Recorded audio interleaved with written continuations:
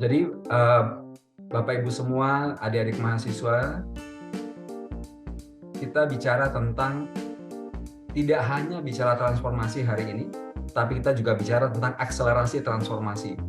Pertanyaannya, mengapa harus diakselerasi? Dan era 5.0 ini sebetulnya bukan masuk dalam konteks industrinya, tapi society-nya. Nanti seperti apa maksudnya perbedaan antara industri dan society akan jadi highlight dari materi saya kali ini.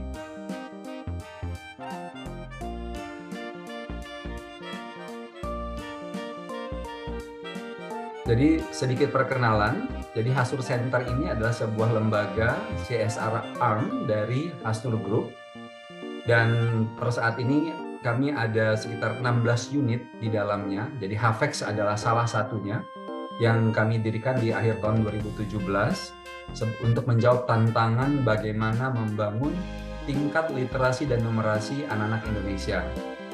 Para hadirin mungkin sebagian sudah tahu bahwa tingkat literasi dan numerasi Indonesia itu berada pada peringkat 70 dari 77 negara di dunia.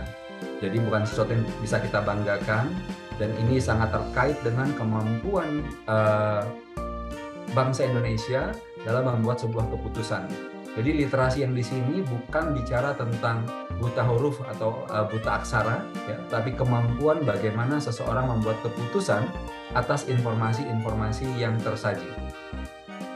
Lantas, ketika pandemi datang 2020,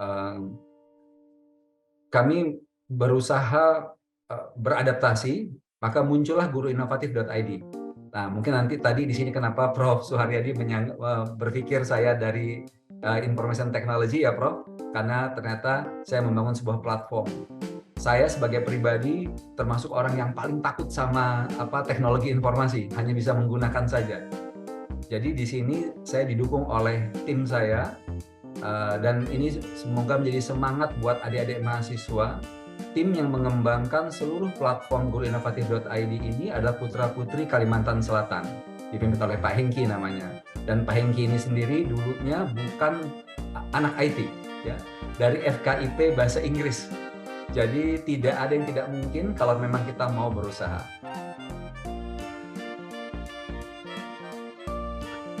Kemudian saya sharekan sedikit tentang seberapa serius saya untuk bekerja dalam dunia pendidikan.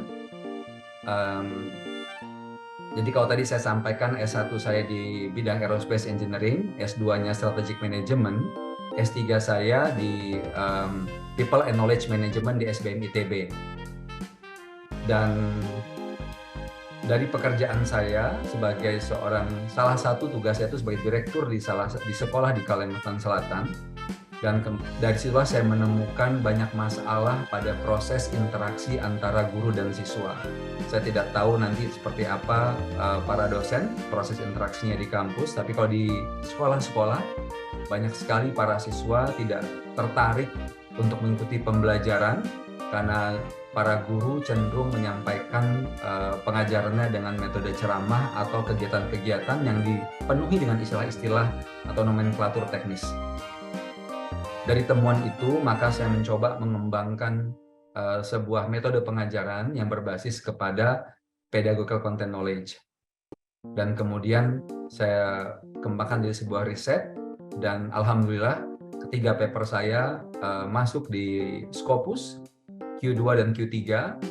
Ini izin para ibu dosen saya sampaikan ke adik-adik mahasiswa, ini tujuannya bukan kepada para dosen, bahwa apa yang saya bangun, instrumen yang saya kembangkan, kalau masuk di Scopus ini, artinya belum ada orang lain di dunia yang membuatnya, gitu ya. Dan ini saya sampaikan kembali lagi untuk membangun semangat kita semua bahwa latar belakang kita itu penting, tapi lebih penting lagi semangat kita untuk membangun diri kita ke depan. Sehingga kita tidak terpaku dengan apa yang saja yang kita sudah punya, tapi kita lebih berpikir tentang apa yang perlu kita bangun ke depan dan untuk mencapai misi-misi hidup kita. Sekedar merefresh perkembangan dari Society 1.0 sampai 5.0. Yang menarik di sini adalah industrinya per hari ini masih industri 4.0. Tapi mengapa society-nya disebut 5.0? Nanti saya sampaikan belakangan ya. Tapi berangkat apa sih Society 1.0 dan Industri 1.0 pada awalnya, yaitu proses ketika manusia masih berburu ya. Jadi kita berburu untuk mencari makanan ya, bahkan belum bisa bercocok tanam. Ketika manusia sudah punya bekal yang cukup, isi gudang yang cukup, punya waktu yang lama, maka mulai menetap di sebuah wilayah, maka masyarakat berubah menjadi masyarakat bercocok tanam, yaitu agriculture. Itu masuk di 2.0. Berubah kemudian ketika ditemukan mesin tenun pertama kali, kita masuk ke masyarakat industri, ya, menjadi 3.0. Ketika manusia sudah banyak menggunakan peralatan untuk meningkatkan efisiensi pekerjaannya. Kemudian ditemukan komputer dan information technology, kita masuk di Society 4.0 dan Industry 4.0. Nah, sekarang seperti apa sih maksudnya Society 5.0? Nah, jadi secara teknologi hampir sama sebetulnya ya. Jadi kalau 4.0 itu contoh yang paling mudah yang teman-teman mungkin sering lihat dulu yang atau pernah melihat, ada mobilnya Google ya, jalan di jalan raya ngambil data gitu ya. Maka kita punya Google Map yang selalu terupdate gitu ya.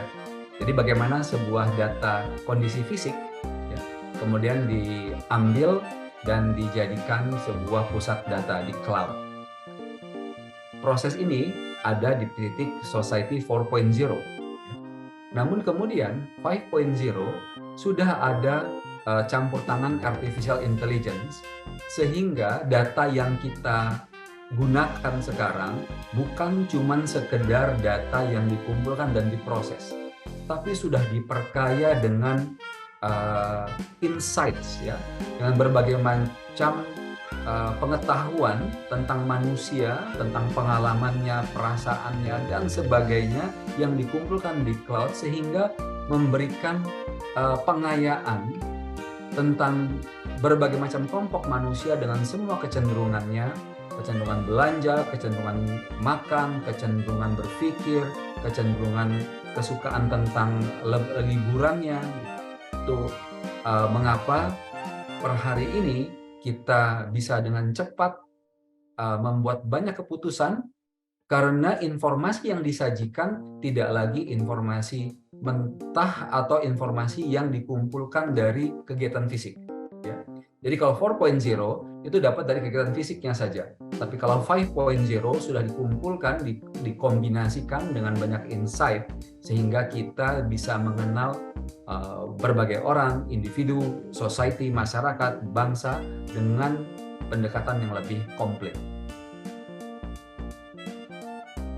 Jadi kalau dirangkum seperti ini, Bapak Ibu semua, adik-adik mahasiswa, bahwa saya mau highlight di sini saya tentang Society 5.0 ini berkembang sebagai bagian dari Industri 4.0. Jadi kita belum bicara Industri 4.0, tapi society-nya 5.0. Pertanyaan yang paling penting saya pikir di sini adalah seperti apa nanti bentuk Industri 5.0. Ini pertanyaan yang perlu kita sama-sama cermati, kita renungkan, karena semua temuan-temuan besar di muka bumi ini berangkat dari pertanyaan-pertanyaan besar. Bagi umat Muslim, kita tahu bahwa mengapa Ibrahim alaihissalam diangkat sebagai bapak tauhid. Pertanyaan besarnya adalah tentang di mana Tuhan? Siapa Tuhan? Apakah matahari itu Tuhan? Apakah bulan itu Tuhan? Jadi bayangkan sebuah pertanyaan esensial yang kemudian menjungkir balikkan paradigma manusia tentang bagaimana melihat dirinya dan melihat masa depan puncaknya atau akhirat kita sebut. Nah, kalau kita tarik ke hari ini, ke zaman kita, maksudnya ke kondisi konteks kita hari ini, pertanyaannya adalah apa yang mungkin yang bisa lebih terjadi di industri 5.0. Saya kadang-kadang membayangkan dengan semua sepak terjangnya Elon Musk, ya, apakah industri 5.0 itu nanti dikaitkan dengan munculnya peradaban baru di ruang angkasa? Nggak tahu ya. Tapi mungkin ada dia mahasiswa dari Undira ini yang bisa menjawabnya lebih baik lagi.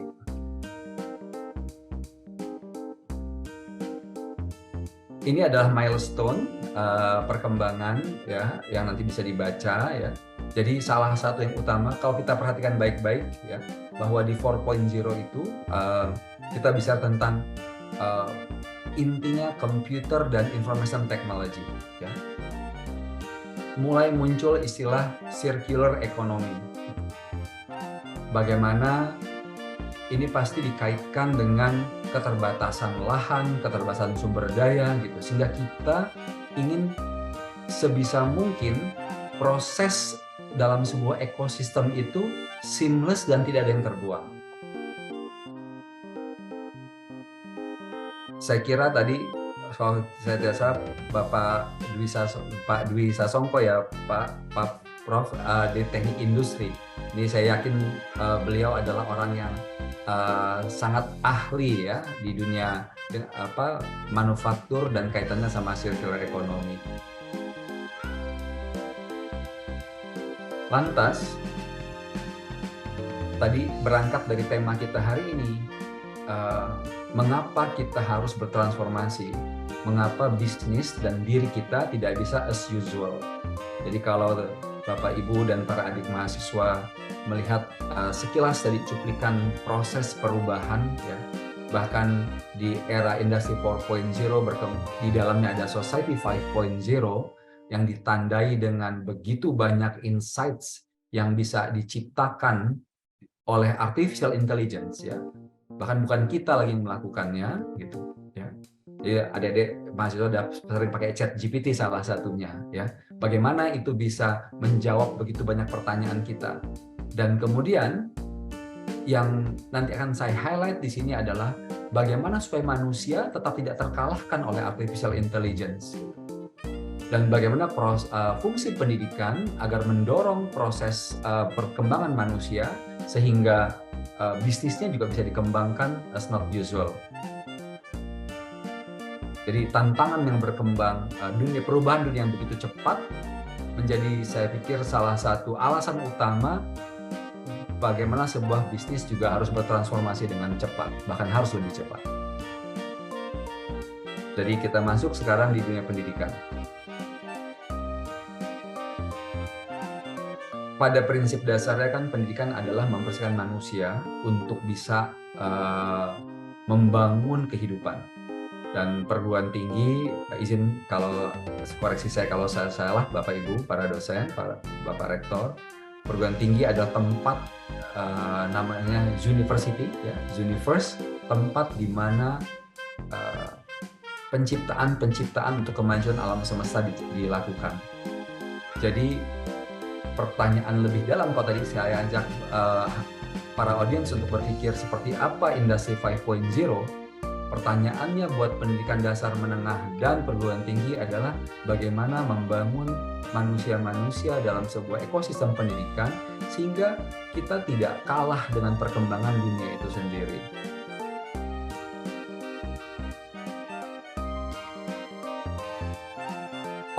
Otomatisasi saya pikir hari ini sudah menjadi hal yang biasa ya. Kita sudah sering disajikan dengan robot-robot yang bisa menggantikan peran banyak manusia di banyak tempat. Pertanyaan yang lebih penting kalau menurut saya adalah pola pikir manusia yang tidak robotik tapi bisa tidak robotik tapi bisa secepat robot dan sekonsisten robot itu bagaimana ya? Gitu.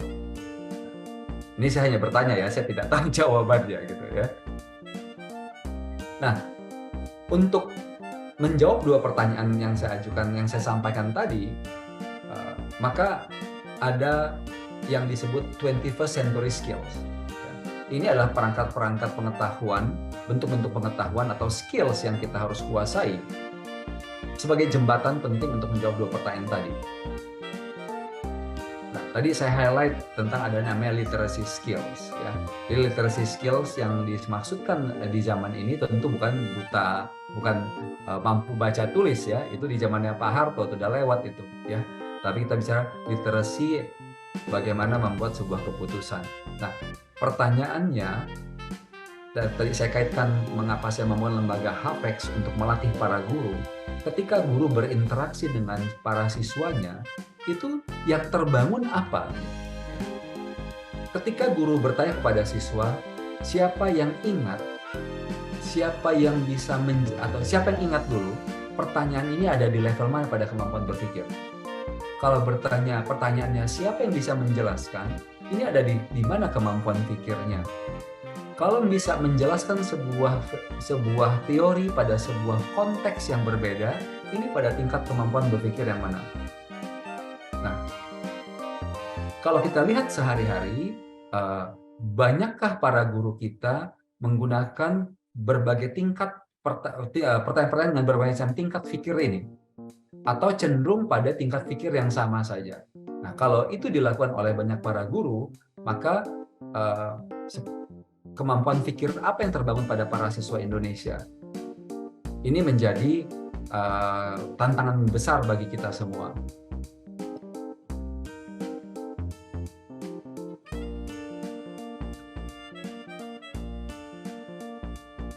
Data yang lebih, saya tidak sampaikan semua di sini ya, data yang lebih menarik lagi adalah tentang seperti apa background para guru kita, lantas karir path mereka, karena ada yang jadi guru honor, ada yang langsung guru swasta, ada yang PNS, ada yang proses dari guru honor ke PNS, ke CPNS dulu gitu. Dan yang mau saya highlight di sini adalah bagaimana ekosistem pengembangan para guru. Apakah sistem karir para guru Indonesia itu sudah mendukung pada proses transformasi guru Indonesia? Izin menyampaikan bahwa kami juga alhamdulillah dipercaya bekerja sama dengan Kemendikbud-Dikti, terutama dari GTK. Jadi Guru Inovatif ini setahun kemarin adalah sebagai rekanan resminya Kementerian untuk Sosialisasi Kurikulum Merdeka. Jadi yang kami lakukan di dalam Guru saya ada kesempatan, saya pindah dulu. Sabar, saya langsung kesempatan masuk ke Guru Inovatif ya. Jadi ini saya sampaikan dulu apa yang terjadi kalau kita tidak bertransformasi pendidikannya.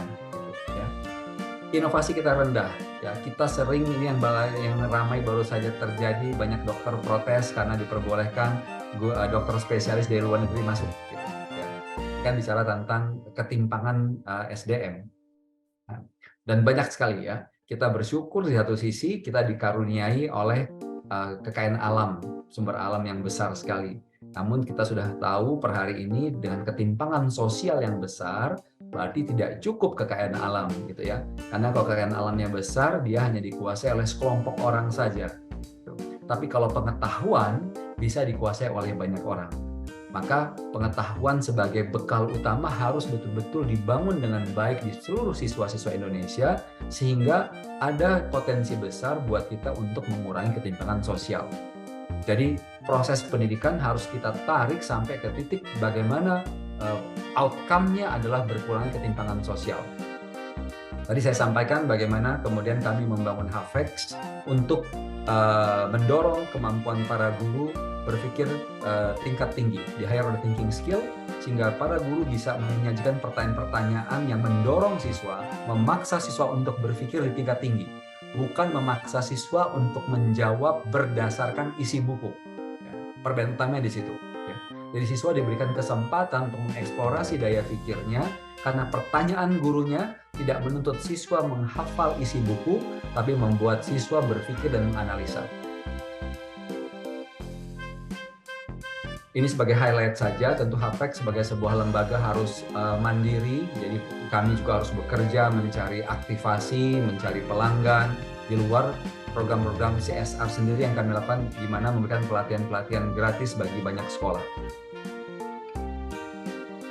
Ada 3,7 juta guru di Indonesia dengan semua career path-nya atau jalur karirnya, dengan semua tantangan dan permasalahan yang kita tidak akan bahas di sini. Nah, kemudian hikmah pandemi terbesar bagi kami adalah membuat platform.